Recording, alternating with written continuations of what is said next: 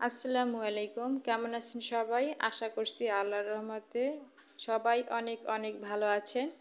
আজকে আপনাদের সাথে শেয়ার করব ঘরে থাকা সামান্য কিছু মশলা দিয়ে হাতে মাখানো ইফতারের জন্য স্পেশাল ঘুগনি মাখানো রেসিপি।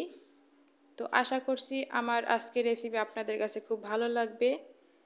এর জন্য প্রথমে একটা মিক্সিং বোলে 2 কাপ ডাবলি আমি ভিজিয়ে নিব।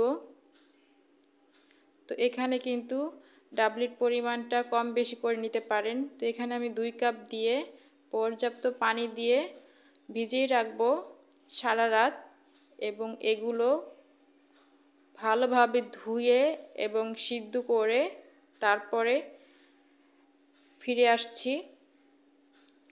তো এই তো সিদ্ধ করে কিন্তু আমি নিয়েছি, আর এখানে 2 কাপের 1 কাপ আমি ফ্রোজেন করে রেখেছি, আর 1 কাপ এখানে আমি নিয়েছি।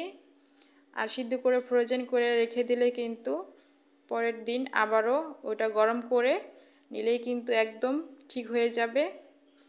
এখন পেঁয়াজ কুচি, কাঁচা মরিচ কুচি দিয়ে, আর এর সাথে দিয়ে দিচ্ছি শসা কুচি, দিয়ে দিচ্ছি ধনেপাতা কুচি, দিয়ে দিচ্ছি 1 চা চামচ ধনিয়ার গুঁড়ো, এটা টালা ধনিয়ার গুঁড়ো দিয়ে দিচ্ছি জিরার গুঁড়ো, আর সবগুলো গুঁড়োই কিন্তু টেলে নেওয়া। দিয়ে দিচ্ছি মরিচের গুঁড়ো। এখন দিয়ে দিচ্ছি লেবুর রস 1/2 চা চামচের মতো।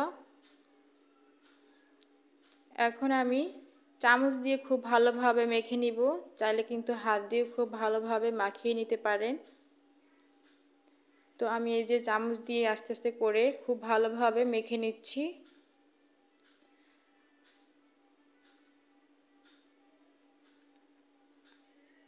আর এই ঘুগনিটা কিন্তু ইফতারে মুড়ি দিয়ে মেখে বা শুধু এমনি খেলেও কিন্তু খুব ভালো লাগবে। তো আশা করছি আমার আজকের রেসিপি আপনাদের কাছে খুব ভালো লেগেছে, আর দেখতে কেমন হয়েছে অবশ্যই কমেন্ট করে জানাবেন।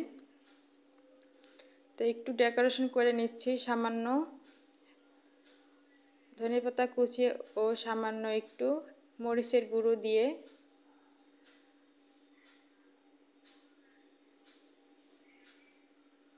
তো দেখতে এমন হয়েছে ফাইনালি।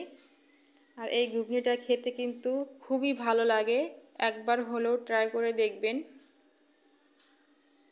তো সবাই অনেক বেশি ভালো থাকবেন, সুস্থ থাকবেন।